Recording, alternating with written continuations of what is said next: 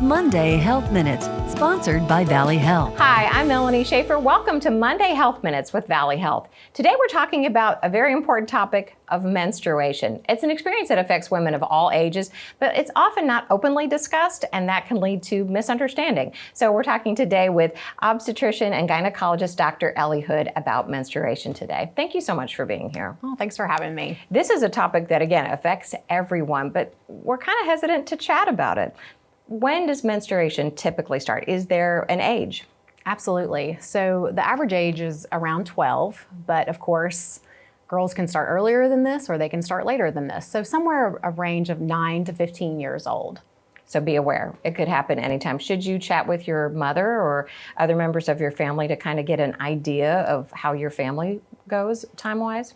Yeah, I mean, that's always a good idea, especially to get, their experience on it and so that you're more comfortable and more prepared. We are seeing periods start a little bit younger now. There's a trend towards starting a few months younger on average. It's not always the rule of thumb that you're going to start when your mom or your sister did, but you could certainly, possibly get an idea. Is there a warning sign that, yes, this is when we're approaching the start of this? Well, so, when girls start puberty, so 2 to 3 years after that, then they will start their period. So if, a girl's starting to develop breast, if she's getting pubic hair, if she's starting to get taller, then, in a couple of years, we're going to be seeing signs of a period, which may just be a few spots of blood at first. It may be very light. Is there such thing as a typical period?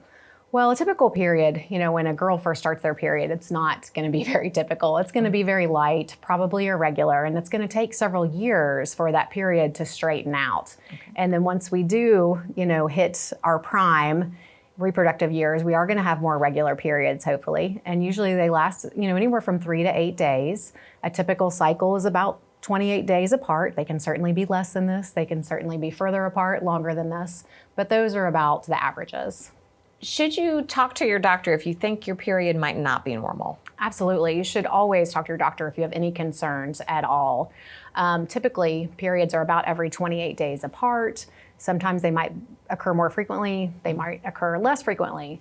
They're going to last about 3 to 8 days, so somewhere in that range. So if they're longer than that, you should definitely be having a conversation with your doctor. If they're not happening as frequently, more than, about every 45 days or so, then you need to be asking your doctor. Your period's like a vital sign. It's super important. It's an indicator of your health, just like your blood pressure or your pulse. Oh, I like how you said that. We need to really be paying attention to it. That's really interesting.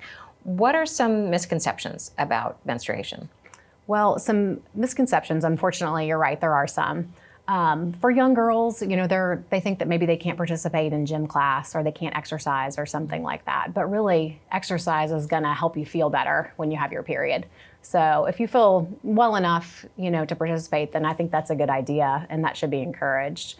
PMS is something that, is a misconception that it isn't real or that it's an excuse to be in a bad mood. And that absolutely is not true. PMS is real and it can affect a lot of us pretty severely. And, you need to be talking to your doctor about some ways to remedy this if this is happening to you.